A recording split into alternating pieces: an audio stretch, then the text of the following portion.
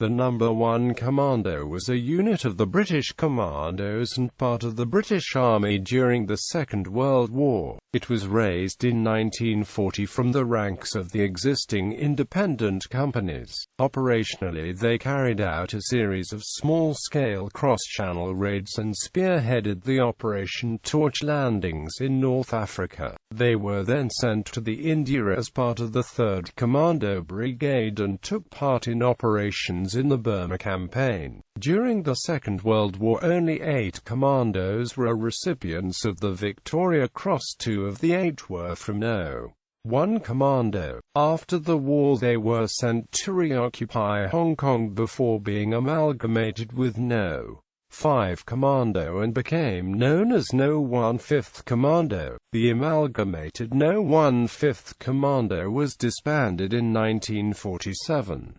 Background: the Commandos were formed in 1940 by the order of Winston Churchill, the British Prime Minister. He called for specially trained troops that would develop a reign of terror down the enemy coast. At first they were a small force of volunteers who carried out small raids against enemy-occupied territory. But by 1943 the role had changed into lightly equipped assault infantry which specialized in spearheading amphibious landings. The man initially selected as the overall commander of the force was Admiral Sir Roger Keyes, himself a veteran of the landings at Gallipoli and the Zeebrugge raid in the First World War. Keyes resigned in October 1941 and was replaced by Admiral Louis Mountbatten. By the autumn of 1940, more than 2,000 men had volunteered for commando training, and what became known as the Special Service Brigade was formed into 12 units called commandos. Each commando would number around 450 men commanded by a lieutenant colonel. They were subdivided into troops of 75 men and further divided into 15-man sections. Commandos were all volunteers seconded from other British Army regiments and retained their own cap badges and remained on the regimental roll for pay. All volunteers went through the 6-week intensive commando course at Agnacarry. The course in the Scottish Highlands concentrated on fitness, speed marches, weapons training, map reading, climbing, small boat operations and demolitions both by day and by night. By 1943 the commandos had moved away from small raiding operations and had been formed in brigades of assault infantry to spearhead future Allied landing operations. 3 units were left unbrigaded to carry out smaller-scale raids. Formation: the men for No.1 Commando were all originally from the disbanded No.6 and No.8 independent companies and formed the Commando on 13 June 1940. Then on 27 July 1940 the Commando became part of No.1 Special Service Battalion. It was reformed as No.1 Commando again 5 March 1941 and stationed in Dartmouth. For a raiding force, the normal British Army regimental or battalion structure was deemed unsuitable, so the Commandos devised a new structure. This new structure would not have any heavy weapons or motor transport attached and would consist of a small headquarters of 6 officers, 4 senior non-commissioned officers, 23 other ranks and 8 men attached from the RAMC in RAOC. The Commando initially consisted of 10 troops each of 50 men and was commanded by a captain. Each troop was divided into 2 sections of 24 men with a junior officer in command. The Commando had no special equipment issued. They carried small arms identical to those of other British infantry forces, Lee Enfield rifles, Bren light machine guns and Thompson submachine guns. The only heavy weapon issued was a boy's anti-tank rifle. In 1943, No.1 Commando also came under command the 3rd Special Service Brigade. With the move to the 3rd Special Service Brigade, the Commando formation changed and now consisted of 6 troops, 1 being a heavy weapons troop of 9 Vickers machine guns detachments and 9 3-inch mortar detachments. The 5 other fighting troops had also changed and now consisted of a small 4-man headquarters and 2 sections of 31 men further divided into 2 subsections of 14 men. Operations. Compared to the other commando formations, No. 1 Commando got off to a late start. It had to wait for its men to arrive from the independent companies, who continued to guard the British coastline in the face of a potential German invasion. Operations No.1 Commando participated in included Operation Chopper, a raid on the French coast on the night of 27–28 August 1941. The followed Operation Myrmidon, a raid on Bayonne over the period of 2 to 7 April 1942, which was eventually aborted. The Commando next applied a troop for the Saint Nazaire raid, whose successful attack on the heavily defended docks of Saint Nazaire in France on the night of 28 March 1942. During the raid, Sergeant Thomas Frank Durand won the Victoria Cross.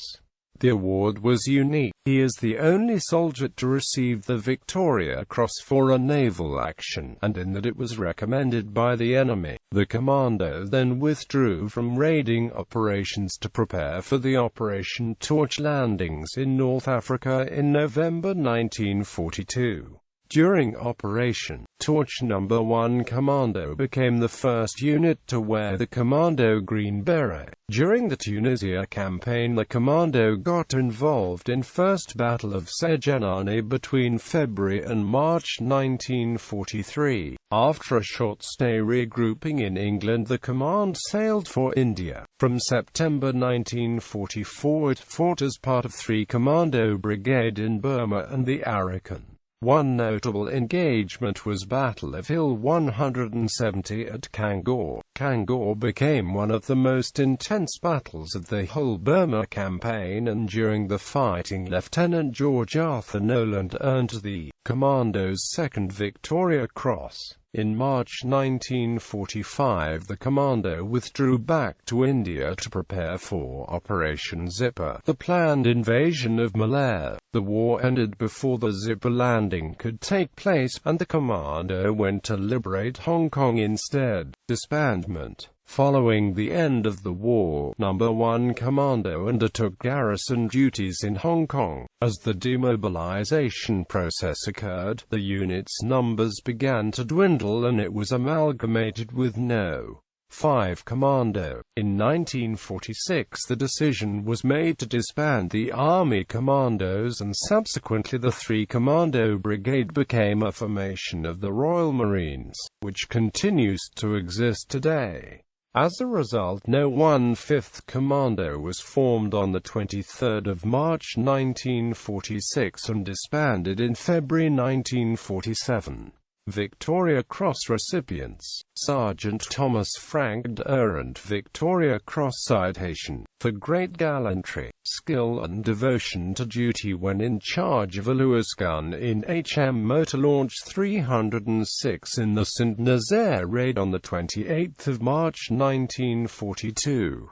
Motor Launch 306 came under heavy fire while proceeding up the River Loire towards the port. Sergeant Durand, in his position abaft the bridge, where he had no cover of protection, engaged enemy gun positions and searchlights ashore. During this engagement he was severely wounded in the arm but refused to leave his gun. The motor launch subsequently went down the river and was attacked by a German destroyer at 50 to 60 yards range, and often closer. In this action Sergeant Durand continued to fire at the destroyer's bridge with the greatest of coolness and with complete disregard of the enemy's fire. The motor launch was illuminated by the enemy searchlight, and Sergeant Durand drew on himself the individual attention of the enemy guns, and was again wounded in many places. Despite these further wounds he stayed in his exposed position, still firing his gun, although after a time only able to support himself by holding on to the gun mounting. After a running fight, the commander of the German destroyer called on the motor launch to surrender. Sergeant Durant's answer was a further burst of fire at the destroyer's bridge. Although now very weak, he went on firing, using drums of ammunition as fast as they could be replaced. A renewed attack by the enemy vessel eventually silenced the fire of the motor launch, but Sergeant Durant refused to give up until the destroyer came alongside, grappled the motor launch and took prisoner those who remained alive. Sergeant Durant's gallant fight was commended by the German officers on boarding the motor launch. This very gallant, non-commissioned officer later died of the many wounds received in action.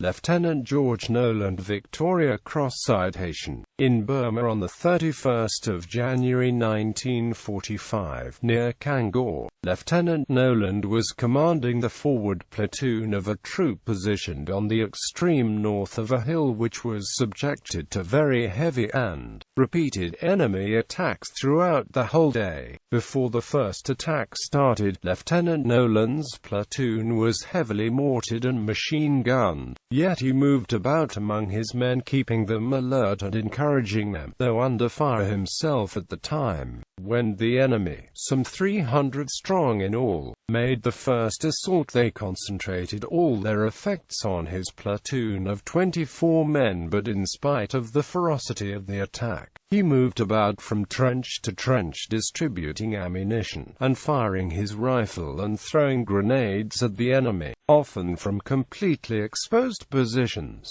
Later, when the crew of one of his forward Bren guns had all been wounded, he sent back to troop headquarters for another crew and ran forward to man the gun himself until they arrived. The enemy was then less than 10 yards from him in dead ground down the hill, so in order to get a better field of fire, he stood on top of the trench, firing the light machine gun from his hip and successfully keeping them at a distance until a medical orderly had dressed and evacuated the wounded men behind him. The new Bren gun team also became casualties on the way up, and Lieutenant Noland continued to fire the gun until another team took over. Later, when a fresh attack came in, he took over a 2-inch mortar, and in spite of heavy fire and the closeness of the enemy, he stood up in the open to face them, firing the mortar from his hip and killing 6 of them with his first bomb. When all bombs were expended, he went back through heavy grenade, mortar and machine gun fire to get more, which he fired in the same way from the open in front of his platoon positions.